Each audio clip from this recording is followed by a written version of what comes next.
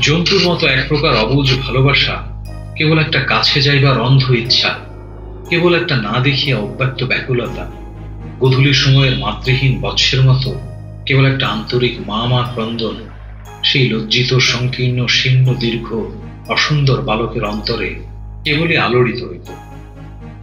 স্কুলে এত বড় নির্বোধ এবং অমনোযোগী বালক আর ছিল। একটা কথা জিজ্ঞাসা করিলে সে হাঁ করিয়া চাহিয়া থাকিত। এই যে চক্রবর্তী, অঙ্কের মানে বোঝো? স্যার, আমি তো বুঝতে পারিনি। তাহলে বোর্ডে দাঁড়িয়ে থাকো। মাস্টার যখন মার আরম্ভ করিত তখন ভারক্রান্ত গর্ধবের মতো নীরবে সহ্য করিত।